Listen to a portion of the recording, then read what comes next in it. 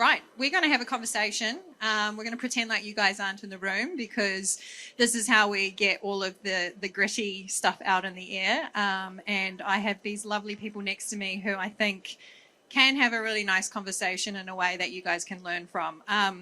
So what we're going to discuss today is what mining continues to learn from the communities they operate in. But before we do that, I'm going to hand it over to Christina and JP respectively to introduce themselves how they see fit, because introductions, as you have heard throughout this session, vary depending on where you're from. So Christina, do you want to start? Good afternoon, everyone. My name's Christina Coleman, and I'm a proud Wiradjuri Murrawarri woman, originally from Western New South Wales. However, I live on Gubbi Gubbi country, so Sunshine Coast, Queensland. So I have dual roles. So a part of what I do for my paid employment, I'm EY's First Nations Talent Acquisition Manager, which is a national role. So I have a large footprint within that talent acquisition space. The passion piece is IWIMRA, so Indigenous Women in Mining Resources Australia. As many of you may have known that I was sitting front and centre to support our Indigenous women on the panel here just prior to here to now, just to support and just to amplify and elevate what we're saying within the industry and have a foothold within the industry and not take away anything from the mining industry, but add 65,000 years worth of knowledge and connection and sustainability to what we do within the mining resources sector. Wow, that's a lot. Well done. Impressive. JP, can you please follow up? Sure. Hello, everybody. My name is JP. This is the song. All right, JP Gladu. I'm an Anishinaabe from Canada. I got in yesterday. I think the jet lag is coming in and out. Mokwate is my Indigenous name. It means bear heart. I'm a prolific land user. It's not my typical hunting gear, but I do moose hunt. I do provide for my community and my family. I fish, I hunt, I process all my own food. Professionally, I was the former president and CEO of the Canadian Council for Aboriginal Business. This is my 5th trip to Australia. I love coming to Australia, meeting and working with the Indigenous people here. It's a real honor to do so. And just a few titles from a professional role. I sit on the board of Suncor, one of Canada's largest oil and gas companies. I do Institute for Corporate Directors on their board, a couple mining boards, and experience in the Ring of Fire with Wailu and all. So definitely have had some intersections with the mining sector from Australia. And most importantly, I'm a father to an incredible young woman who's nearly 20 years old, lives in Montreal, and also loves to hunt and fish. And every chance I get, I bring my daughter Chloe, her spirit name is Wapshkimakus, which means little white bear, up to the land. Land is everything. Yes, indeed it is. Land is everything. I guess before we get started, I just want to address, the topic that we're meant to be discussing. And there's a key word there, continues. From your guys' opinions, do you think mining is continuing to understand? Or do you think they are yet to, really make a material understanding in this space? Ladies first. So I see, what do I say? I see industry, we make some fantastic gains. And, we get this momentum where we're really confident in what we're doing within the industry. And we're so excited and we're so gung-ho about, continuing to create that change. We're creating all this momentum and this drive and commitment and all this buy-in and all these stakeholders are really excited. And then we get something wrong. And then it stops. And then we all have an issue around accountability. As I said in my panel a little bit earlier this morning, when something breaks or when something blows up within the mining industry, it's a travesty, and not just the whole industry is affected, but communities, relationships, partnerships, stakeholders are all affected so profoundly that people end up changing employment. And so that accountability piece is so important, because what we need to understand is that although we make all these gains, we still need to fundamentally check in and check back and use our Indigenous communities, our Indigenous employees, our Indigenous leaders of every community as a sounding board. And it's okay to be able to, you know, as an organization to say, yes, we have this, we've got these KPIs, we're smashing these KPIs. But at the same time, it's okay to say, you know what, we're going to use we're going to take our time and have a conversation with our traditional owners. We're going to reevaluate our, you know, Indigenous land use agreement as to see, is that best supporting our communities? Are we fundamentally understanding our give back, you know, for each and every one of us? Yeah, I love that. Just to kind of echo off what you're saying, Christina, you know, we got to think about systems in a way from the Indigenous perspective too, right? Like, let's decolonize some of this way of thinking. You know, we just heard you say KPIs. What the hell does that mean when you go back on country? What's your KPIs? So I think it's really about taking the time to really assess, you know, how do you work together within a system that, you know, wasn't necessarily built, you know, to be conducive to partnerships, especially Indigenous partnerships, and how do we continue to learn from each other? Sorry, JP. No, that's brilliant, because it's colonial systems that have been set up, and we're expected to adhere to these colonial systems. And that's not always a great fit, and the challenges around that. And I'll get into that in a little bit. One other, so kind of how is the mining sector? Now, I come from very much a Canadian Indigenous viewpoint, but I've spent time in South America. I spent time, obviously, in Australia. And it, you know, the path to these relationships, it ebbs and flows. One of the roles that I didn't mention, I also sit on BHP's Forum for Corporate Responsibility. I'm just a year in. I was actually in Melbourne earlier this month.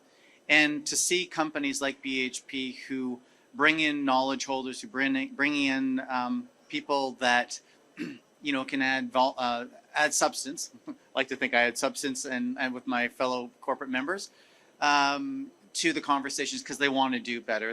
You know, they made a final investment decision on their phase 2 in Canada, in Saskatchewan, for the Jansen project. I mean, amazing. And what they're doing in Canada is raising the bar.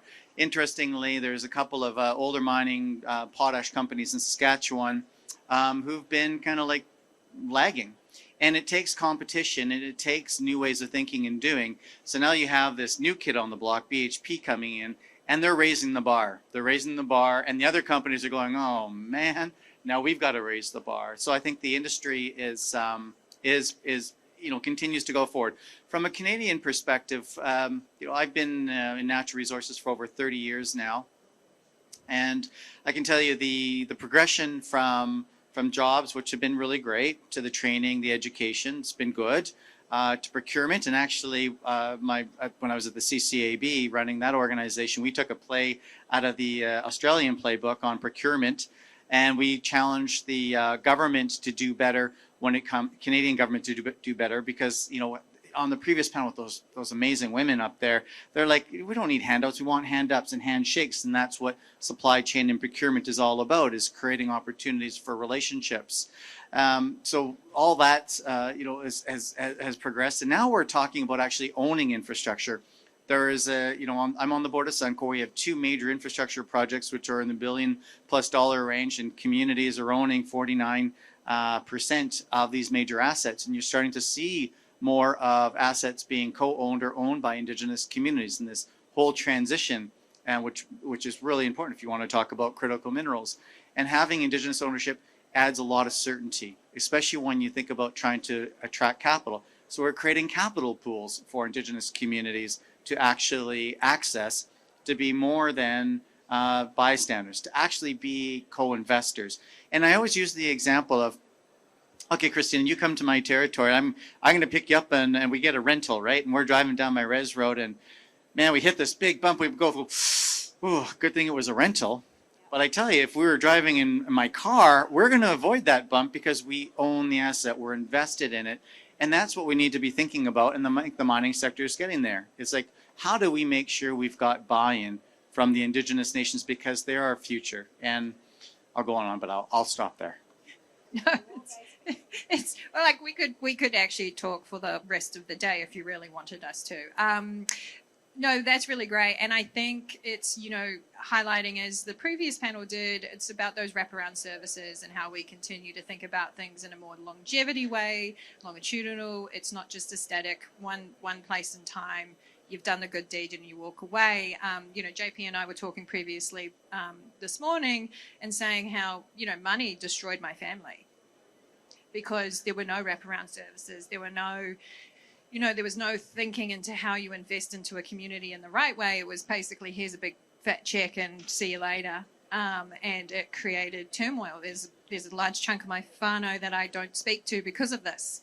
And I think that's problematic, right? When we think businesses, it's about economic, indicators and socioeconomic indicators. And it's like, we're giving all this money to communities in a way that is helpful, but actually we need to be measuring what is the value to that community and how is it being managed in the right way and how is that community prospering without the other sectors. How are they actually going in and owning their own businesses and building their own businesses? So I think it's really important to think about those things. This brings me on to trust. We talk about trust a lot, and it is a topic that we hear a lot, especially in this sector and especially from an Indigenous perspective. Just trust us, or we need to build trust. From your guys' perspective, what does that look like, especially when we're coming into situations where there are potential past negative issues, or is it just you need to own it, or is it that we don't talk about it? Like, how do you build trust from an Indigenous perspective? I love this question so much, because what trust is for an Indigenous community, the three key fundamentals, and this is just a little bit of a little information, a little nugget of gold for each and every one of you. Indigenous communities are found, like the key principles of Indigenous communities is truth, transparency, and communication. If I can't communicate with you, how can I trust? And then if I can't trust you, how can I be transparent with my needs? And how can you be transparent with your needs? So then we start to see the incremental breakdown of a relationship. If a relationship is found on something that's so transactional within an Indigenous community, we won't be able to have the transparency. What do you need from me? I don't know. What do you need from me? If we're kind of dancing around that conversation a little bit too broadly, we're not going to get down to the nuts and bolts. Another little nugget of gold. High context way of communication and low context way of communication. Non-Indigenous people are very low context in the sense of we're very explicit, we're very task-driven, we're very task-orientated. We use body gestures. I connect with you, each and every one of you, with my body language, my hand gestures, and my eye contact. And that's how we communicate in a non-Indigenous transactional way of understanding. Indigenous people, we're very high context. And when I talk with and I'm communicating with other Indigenous people or my IWIMRA network, I don't talk like this. I have a much more a high context way of communicating, and I will dance around a bit of a topic. I won't be straight to the point. Fundamentally, I'm a relation-based person, which is very high context. My relationships is who I am, and that's my yardstick of where I gauge myself, both professionally and personally.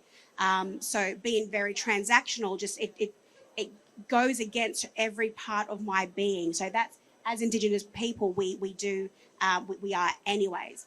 So I think Indigenous people throughout the mining sector, throughout all sectors, throughout colonisation, we have learnt how to adapt to that low context way of communicating. So now I think we need to flip that script a little bit. We've got all this knowledge. We need to be able to flip that script just a little bit, and we need to have, I guess, a robust conversation on how we can understand what a low context way of engaging looks like. What is trust? Trust is being able to predict somebody's behavior, really. And so I always say, have a high say-do ratio. If you're going to you say you're going to do something, do it. Trust has been broken with Indigenous nations forever. So now we're getting into, I think a lot of companies are incredibly well meaning when it comes to the relationships. We're going to do this, we're going to do that. Well, that's great. Do you have plans in place to make sure that you can deliver on what you say you're going to do? So in Canada, we call them impact benefit agreements or working agreements. And it's great because they've got some goals and ideas about what they're going to achieve with community. But too often, there's not enough of the process that is relatable to the Indigenous community, and exactly what you're talking about, Christina, to make sure that the communities are set up for success to reach those goals, those KPIs, to reach the things that the well-meaning mining company wants to do, but they don't put enough time and effort into putting the framework and structures to make sure they're achievable, or they don't put an execution team that are going to make sure that the X number of Indigenous entrepreneurs are established and mentored and to create a robust supply chain. So, or infrastructure for clean energy, clean drinking water, etc. So trust is predicting behavior, have a high say-do ratio, and put in the processes to make sure that you can achieve it. Because too often we've all seen where like, oh, well, we say we're going to do it, but the community just didn't step up. So it's obviously their fault. And that's obviously not the truth. Yeah, we hear that a lot. It's all the community's fault. We're quickly running out of time. Gosh, that flew by really quickly. So just really quickly to sum up from you guys, you know, I hear a lot of people talk about how they're scared. They don't want to get it wrong. They don't want to pronounce a name wrong. They don't want to, you know, get the culture wrong. They don't want to basically F it up. What would you say? What would your advice be to those people? No, I think my short answer to that would be intention. If you have good intention, if you have a pure intention moving forward, it doesn't matter how much you can mess up. If you're able to then, you know, continue to check in and be genuine. And let me just tell you, Indigenous people, we have an innate understanding of it's a little sensor that kind of goes on. It's called a radar, like a We just know. a cow, you know, radar, and we're able to understand if someone's been very genuine with us or not, or if someone's been transactional. So I think by being intentional with your actions, you can't mess it up, because Indigenous people will be able to then, I guess, guide you and coach you. And by being vulnerable to say, hey, I don't know, can you help me? You know, I'm seeking to understand, as KJ referred to, seek to understand. Use that as your yardstick. And then if you do get that buy-in by your Indigenous employees, Indigenous communities, elders, traditional owner groups, that engagement piece will then start to solidify the start of a great relationship. So I'm a forester by training, and I remember when I was a wee little lad about the age of 19, and all of us forest techs were on a road and we're looking at this tree, and we had to grade it 1, 2, or 3. 1 was high value lumber. Number 2 was lots of lumber, some pulp. Number 3 was a bunch of pulp and not as high value. And I remember it was a yellow birch tree. And prof said, okay, well, what do you think that tree is? And everybody started yelling, 1, 2, 1, 2. And the prof said, you're all wrong. And was like, what do you mean we're all wrong? There's no big split. It's either a 1, maybe a 2. He said, not one of you got up, and I was guilty for this as well, to walk around the other side of the tree to see. Because you don't know. There might have been a big split up that tree, and it'd be a 3. And that's the challenge to people. If you want to understand us, then walk around the Indigenous tree. We're not going to get a chance to understand you if you don't walk around that tree with us. And you're not going to understand us. And if we don't understand each other, how the hell are we going to work together? And, you know, we got to just walk around the tree together. And I tell you, you come to our communities, I can only speak for Canadian Indigenous communities, we're not going to put you on a spit and cook you. We actually want to do business with you. We want to build relationships with you.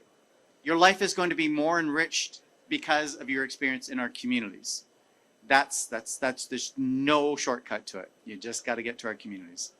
It's so true. And I mean, it's the classic saying, break bread with us. I'm pretty sure all of our families here are very good cooks, and we know how to feed people.